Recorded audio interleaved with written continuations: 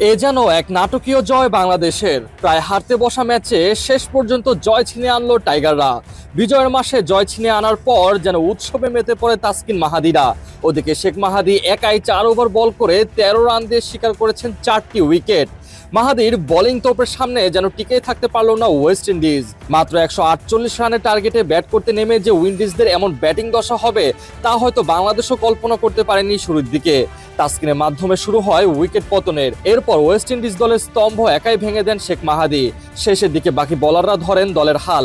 মাঝে অবশ্য প্রায় জিততে থাকা ম্যাচ হারের দিকে নিয়ে গিয়েছিল বাংলাদেশ, তবে শেষমেশ বাংলাদেশ ঠিকই জয় অর্জন করে নেয়। 148 রানের টার্গেটে ব্যাট করতে নেমে শুরুতে বাংলাদেশের থেকেও খারাপ অবস্থানে চলে যায় ওয়েস্ট ইন্ডিজ এবং কি প্রথম 2 উইকেট পড়ার সময় স্কোর কার্ডের দিকে তাকালে মনে হচ্ছিল এটা কোনো ক্রিকেট ম্যাচ নয়, বরং ফুটবল খেলার স্কোর কার্ড। 2 রানে 2 উইকেটের পতন। প্রথম উইকেটের পতন ঘটেছিল ব্র্যান্ডন কিংকে আউটের মাধ্যমে। তাসকিনের বলে কিং ক্যাচ তুলে দেন তানজিদ তামিমের কাছে।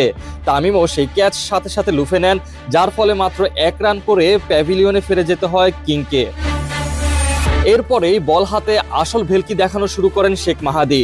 নিজের ব্যক্তিগত প্রথম ওভারে এই নিকোলাস পুরানকে মাত্র 1 রানে আউট করে প্যাভিলিয়নে পাঠিয়ে দেন।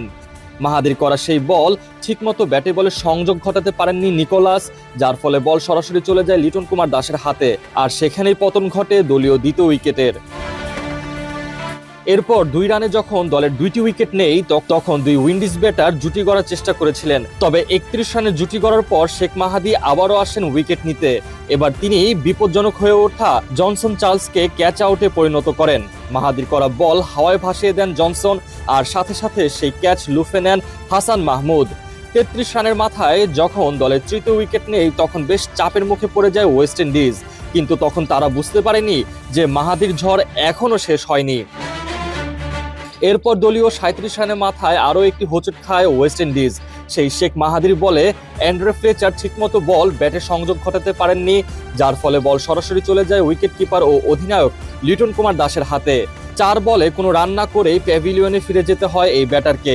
এর ঠিক 1 রান পরে আবারও ঠিক একই ধরনের আউট করেন শেখ মাহাদি। এবার ব্যাটসম্যান রোস্টন চেজ। যদিও আউটের সময় লিটন কুমার দাস যখন আবেদন করেছিলেন সেই সময় আম্পায়ার সেই আবেদন নাকচ করে দেন, তবে উইকেটের পেছনে থাকা লিটন বেশ আত্মবিশ্বাসী ছিলেন, যার ফলে সাথে সাথেই রিভিউ নিয়ে নেন। রিভিউ নেবার পর দেখা যায় আম্পায়ারের সিদ্ধান্তে ভুল ছিল, যার ফলে সিদ্ধান্ত পরিবর্তন করে রোস্টনকে আউটের ঘোষণা দেওয়া হয়। বাধ্য হয়ে 13 বলে মাত্র 7 রান করে প্যাভিলিয়নে ফিরে যেতে হয় এই ব্যাটারকে। আর ওদিকে শেখ মাহাদি 4 ওভার বল করে 13 রান দিয়ে একাই শিকার করে নেন 4টি উইকেট।